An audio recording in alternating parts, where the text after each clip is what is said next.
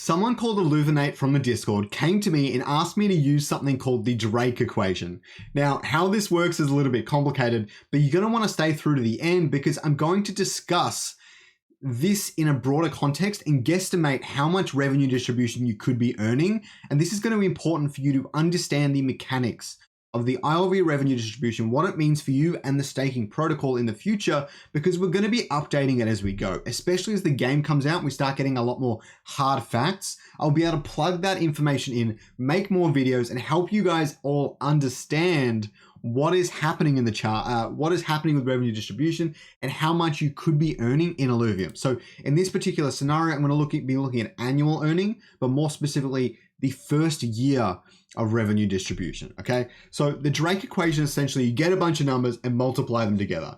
I'm doing this a little bit differently since I'm using more addition than multiplication in that way, but essentially you find all the different avenues, you estimate, guesstimate. I've used a few articles and things to try and get some tangible numbers as well mixed in there. And then you use the geometric mean. To put it simply, it's the square root of the square of all the numbers. The arithmetic mean is the average, and the geometric mean is like a better average. What it effectively does, or as Annie told me, is it helps you eliminate the outliers. So I'm going to really quickly do one. So if I had, if I did equals geomean, thankfully this has a function for it. Otherwise this would have taken even longer. Geometric mean, and I do 10, I do 20, and I do 1000. Right? And then the geometric mean is 58.48. I had 1,000 in there and it brought all the way down to 58.48. Whereas if I did equals average and I did 10, 20, and 1,000, you can see that my average is actually 343, which is really unrealistic because I had two numbers very much on the low end of the spectrum. So this is what really helps with this guesstimation and trying to kind of use my own estimates and guesses, which will evolve, update, and be better over time to get realistic numbers for how much you could be earning from Illuvium. Now, the numbers might surprise you, whether it be on the low or the high end. I'm not sure quite what you're expecting, but I know that they will change over time. And personally, I believe these are relatively conservative in my opinion. But again, this could change over time. We don't know all the details. I'm going to go through each step of my process one by one. So what I've got is I've got the Overworld, Illuvium Zero, merchandise, IlluviSwap, we'll get to that in a second. You're going to want to hear that one, that one's fun. The IlluviDex, Esports, and the Leviathan Arena. Obviously, the Leviathan Arena is up in the air at the moment, but I personally really love it as a concept, and I hope they stick with it. So I'm going to talk about it for now, but you can subtract it from your calculations if you want. It doesn't impact it too much, so don't worry about that.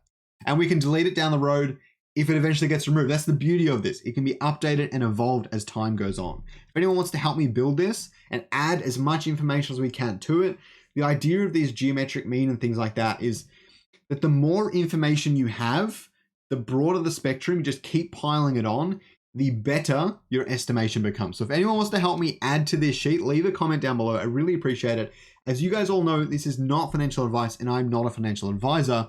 So please always do your own research, but this is going to be a really fun one to talk about. So let's do Illuvitars first. Now, I looked at 4 different things for this. Firstly, the USD cost per disc, how many basic discs might be purchased per person, and how many ultra discs might be purchased per person. And this is mostly estimation because we don't have a lot in even the NFT space to kind of extrapolate here. But again, if you guys have something to add, leave a comment. I will add it to the sheet and we'll do this all over again. It'll be a lot of fun. I won't do the full explanation every time, but I will add the numbers. I will update the numbers and go through it. It's going to be awesome. It's going to be really great moving forward. I'm not going to harp on that anymore. Sorry about that, guys. So I'm looking at the low end for basic discs from about 1 and getting up to 20, but I think 5 is likely. I think 1 is likely for the ultra disc, and at the high end, you've got about 5. And that means that the geo mean for basic discs is 5 and ultra disc is 2, which seems a little bit high. So I might drop that down in the future. Tell me what you guys think. And I've also got participants in the sale, and I'm using the socials here to try and extrapolate that data.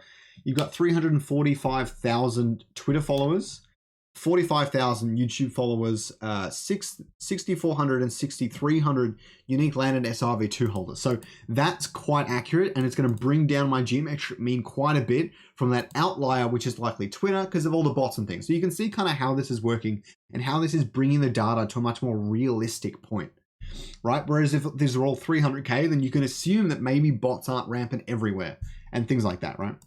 So the geometric mean is down to about 28K, which means you could earn about 13 mil over the year. Now, obviously, this is mostly looking at a single Illuvitar sale. If it wasn't, then my low end might have been 2 or 3 basic discs, maybe even higher, because people can buy that over a year pretty easily. And you can see these numbers would jump up quite high, but that's where I've based these figures on. So again, updated as we go. Next, we'll look at the Leviathan Arena. I won't spend too much time here. I've got the average USD cost to compete, the number of battles per day, daily active and overworld paying players. You guys will see the stats and the calculations for that a little bit later in the overworld section, but I'm going to leave that till the end because that's really important. Overworld paying players, I've got about 17%. It seems a bit high, but we'll talk about it soon. Leviathan players, we're looking at about 3.78% in total. Overworld was overworld players, kind of dragging that up a bit, but I think what's likely is maybe 3% are going to be playing the Leviathan Arena. And then you've got Illuvium's rake.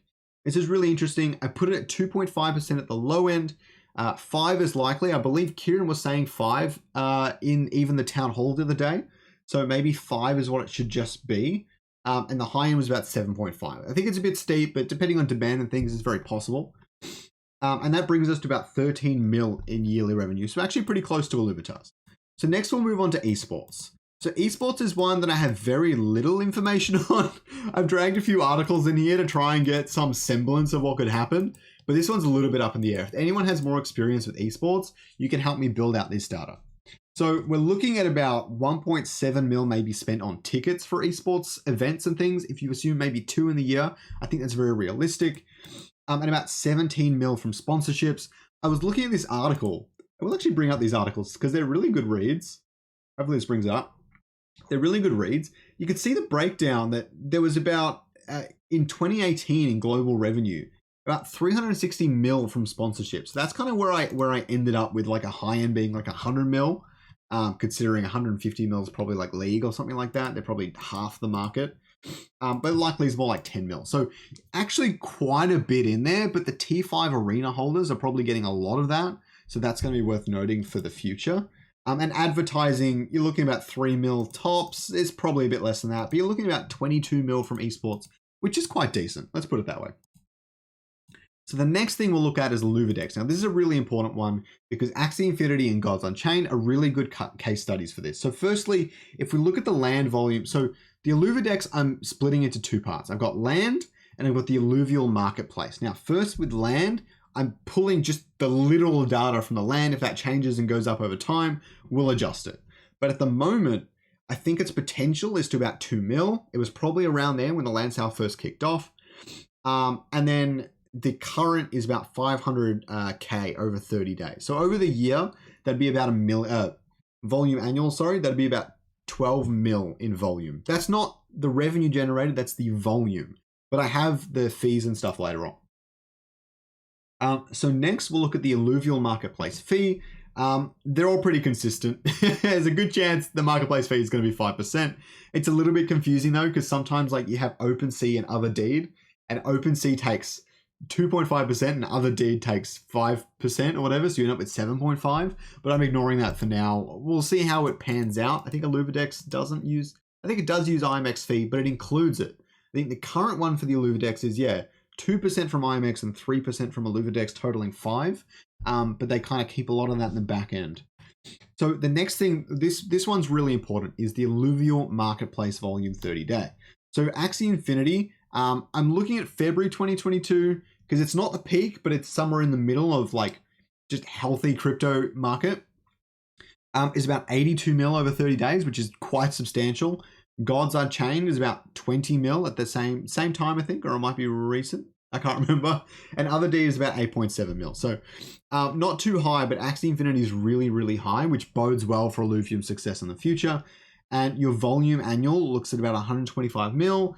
but the fees from that is about 7 mil. So about half what Illuvitar's and Esports were earning. Illuvitar's, Leviathan, and Esports, about half of that, maybe a little bit more. Not heaps, but really healthy and really sustained.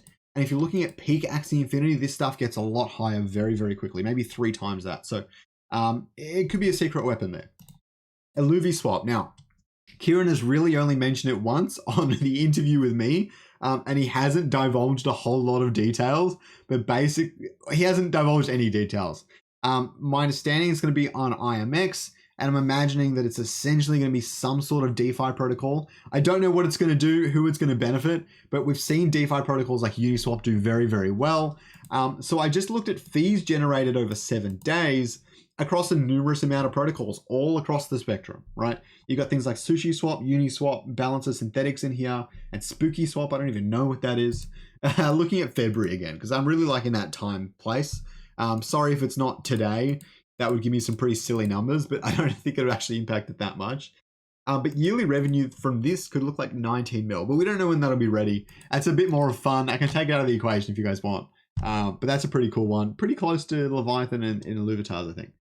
So the next one we'll look at is merchandise. Now, even before all these discussions in Discord, I'm not going to delve into them. I had this minus fees. I mean, I thought that was obvious. I know that it's more terminology. I'm not going to delve into it. So I looked at a couple of standard prices. Now, I'm not very good at clothing and things. Again, in the comments, if you guys have better information than I do.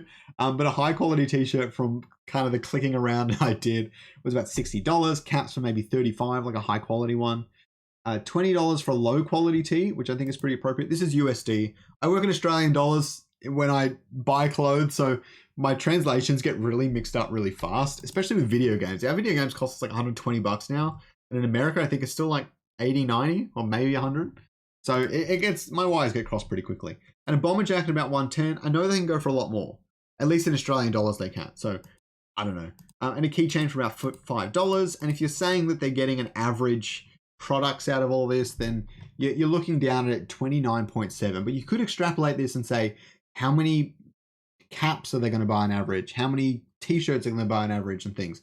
But I've just coupled them all together. So that might be a great evolution moving forward. So paying players on the low end, you have about 5%, 15% and 30%. So this comes down about 13.1% as a geometric mean, which I think is quite good. 13% of players are going to buy merchandise. I need to do more research into kind of how many people buy merchandise from Pokemon that play the games and all that sort of stuff. But that data has been surprisingly difficult to come by. If anyone finds any articles, let me know. But I think 13% feels really healthy. I know I always buy merchandise for pretty much any of my favorite games. Obviously, I'm going to buy Illuvium merchandise if I mean, I guess NFTs count, so that's part of that. Daily active players. Also, yeah. So profit margin will go down here. So daily active players, again, I extrapolated that from Overworld. Profit margin. So retail, I've got a few articles here, and I looked at quite a few things, and they usually had a range. So apparently in retail, profit margins can range from about 4 to 13%. And more clothing stuff, 4 to 20%. So you're looking at an 8% profit margin on any given product. Maybe Illuvium can get it a lot higher, but that's what we're looking at. And if you look at the amount of items people are purchasing, 2.5, t-shirt, cap, keychain, it's pretty easy, or t-shirt, bomber jacket, cap, I think that's really reasonable. That makes sense at about 2.5. The daily revenue is about 162K, and yearly revenue at about 60 mil, which is really, really high. I don't know why this is daily revenue. Oh, daily active players. Okay, that's probably not appropriate. It probably should have just been 162K over the year. I'll have to fix that. Maybe I can. Daily active players. I don't know. Maybe I'll fix that later on. It's making a pretty big impact. I will make that times, not 31. Times 1, I'll just make it that they do that once over the course of the year for now, but we can change that as we go. That's the beauty of this, right? Next, we'll look at Illuvium Zero. Really, the only thing I think the DAO benefits from with Illuvium Zero is in-app purchases. I'll try to keep this video under 20 minutes. I think we're doing pretty well. If we're looking at the average for like Americans and things, Clash of Clans, Pokemon Go, and potential high end, I mean, things like Diablo Immortal or whatever are coming out and trying to shill out 500K to max a character. So I don't think that's out of the range. we're looking at about $45 on in-app purchases, which I think is actually really low. I don't know how lucrative in-app purchases for Illuvium Zero are going to be, but when players are coming in late and they need to get their land up to par, you never know. It could be quite decent, especially after the second land drop. Low-end paying players are about 2%, likely 3.3%. Again, I got that from an article. And high-end, I'm thinking 20%. I think it could definitely be higher than that. Maybe we'll run that up to 30%. And then you've got daily active players, which is likely about 1,000. I'm looking at the unique wallets, which is 6,400. And then the plots is 20K. So technically you can go up to 20K because there's 20K plots, and that's kind of what we're talking about. But if each person that holds a land only plays one plot, you're looking at 6,400, and that's kind of where I'm getting those numbers there. I know I'm rambling on and losing my words a bit. Bear with me. The payoff is really good. And the geo mean for that is about 5,000, which I think makes sense. About a quarter of people consistently playing, especially since there are a lot of whales on the market. Your daily revenue is about 13K, and your yearly is about 5 mil, which makes a lot of sense. So now we get to Overworld. This one I put the most amount of detail and information into. It is also the largest earner. Funny that. You get the point, but let's take a look at it. So firstly, I've broken down travel, crafting, and healing, and these are really just estimates. I have nothing to go off, except that Kieran did mention once or twice that he's talking to an economist, and they're suggesting really low, lots of low costs for things, right? Like $1 here, $1 there, things like that. He didn't say $1. I think it can go into the cents. With no gas fees, it's definitely realistic, especially when you're trying to engage with free-to-play players. If you're having someone come in free-to-play and they're like, shit, I want to go and get an Atlas, you're not going to go, oh yeah, $20 a travel. You're going to go, oh, it costs 50 cents. And you can do it a bunch of times today, I don't mind. That's going to rack up way more money, so I definitely agree with that thinking. So I'm looking at a low and high for each tier of thing. My lows are about 20 cents to $1 on travel. People think this should be higher. If you do think that, maybe I can make some polls and things and we can update it that way. Leave a comment if you want to do that. But even on the high end, I'm looking about like $40 for like a tier 5 travel fee, which is definitely possible. And then I'm finding an average across the board. Considering most people are going to be going to the low tier areas or difficulties, then I think that's quite realistic. I got really similar numbers for the crafting fees, and I've gone way, way lower for the alluvial heal fee. If anyone wants to pause on the video and check out the numbers, go for it. I'll put my screen away for a sec. There they are. All right. Okay, so the next thing we have to look at, and I found a few articles for this one, is the hours played per day. So the average hours played by gamers is 1.21 hours. World of Warcraft, about 3. Not a shock there. 1.5 hours of Pokemon Go, which definitely surprised me. And I found another one that gave me a different average, which was 1.2. Very similar to the first one, so not a shock. So about 1.6 hours per day. I think that makes sense. I mean, people are going to work and things like that.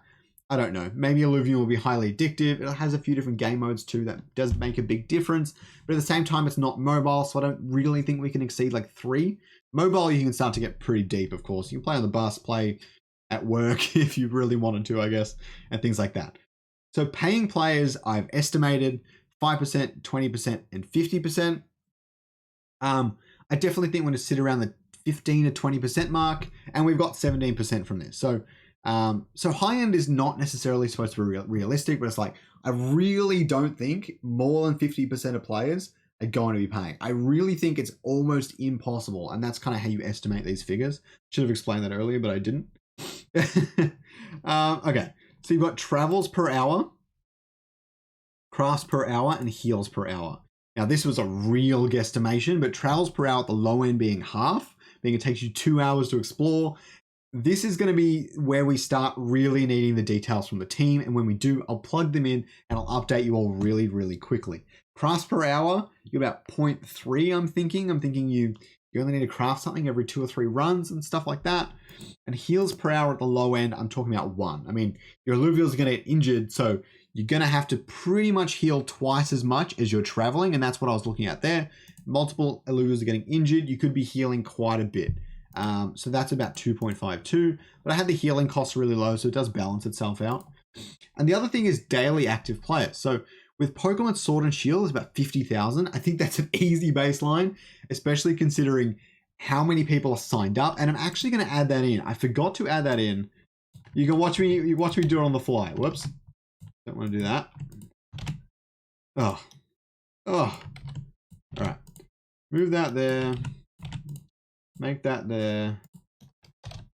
55 there. Make that better. Oh, whoops. Yeah, that's better. All right. And we'll do signups. This will actually change my final figures. Now, even I don't know what they are. Signups, and we go 1.8 mil, which is really bringing up the revenue. It brought up about 200K. So maybe I will use the beta signups with 500K, which actually brought it up quite a bit as well. So we'll look at 500K. Maybe I'll go with that. Well, actually, really what we should be doing is just adding as much data as we possibly can. So if I just add another one, beta signups, whoops, signups, and then we do 1.8 mil, we end up with 570 mil. And that's really just what we're doing here. We're adding lots of information. I looked at Axie Infinity's current player count is about 110K. And League of Legends is 2.5 mil. So we definitely probably not going to reach up that high, but I've got a lot of low figures here with Axie Infinity's player count is pretty much a minimum in my opinion. Sword and Shield 50K is obviously a bit low. And RuneScape's 90K. It's lasted a long time, let's put it that way. And we looked at about 570 mil in yearly revenue, which is a lot. The beauty of it is this is the one type of revenue stream that really doesn't have many costs. You have server costs. I don't know how much they're going to be, but from my understanding, not very much. And then you've got this architecture where this game pretty much just generates pure profit, which is really good for staking token holders. So you guys ready to take a look at the final sheet and kind of what we ended up with? All right. So on the final sheet, we've got everything plugged in and we can add more as we go as well. The other thing I looked at is staking. So staked minimum, I've got about 6.5 mil. If we go below that, great. I don't think we're going to. At the high end, 8.6 mil. If you consider 1 mil isn't counted for revenues, I keep forgetting what it's for. And then you've got about 300, 400K SRV2 burnt. Then going above 8.6 mil is going to be nearly impossible. And it actually gave us a mean of about 7.5, which is just about what's staked right now. So that's really, or what's earning RevDiz right now. So that's really funny that we actually ended up in that sort of situation. I've got token quantity here because I do want to share this with people. If we get it to 200 likes, I'll share it with all of you so you can all mess around with it, put in your own numbers and have fun with it. But I'm going to need us to get to 200 likes. Took me a lot of work, and let's pump up this video so lots of people can see it and get hyped about Illuvium. That is all I care about. All right. Well, and helping you guys understand everything better, of course. So at the moment, over the year, you're looking at about $80 RevDiz per token, which is about 8K RevDiz per 100 tokens. I'm going for 200 tokens, and I couldn't live off of it. But that is a new car. I mean, that'd be a pretty big deal for me personally. Obviously, I've spent a lot of time accumulating, trying to reach 200 tokens. I'm not there yet. I'm probably closer to maybe 120 really. And I'd be earning about 10K a year, which would be really good and improve my life significantly. So I hope you guys feel the same. I hope 9K would be really good. But again, this is the very first year. I mean, we're going to have like a tab for first-person shooter. We'll have a tab for for dating simulator. You know what I mean? This thing expands. This thing changes. It could get lower. I would expect it to get a little bit higher, not necessarily a lot higher, not for the first year at least. But it's definitely going to go down that path, and it's going to change and evolve. And for all I know, the travel fee is going to be $20. And if I put in that number right now, just for fun, if I put in the number right now, as a minimum for everything, right? And everything else stayed the same, which it really shouldn't, but everything else stayed the same. You're now looking at $430 in RevDiz per token. So you guys can see how this doesn't take much to change and evolve and be affected. So I hope you guys found this useful. Please don't forget to share this video. Don't forget to like and subscribe and hit the bell so you don't miss any future ones. They're not going to be as long as this one. I'll probably just go over the final stats and fix up any given sheet like, oh, we got new information about Overworld and things like that.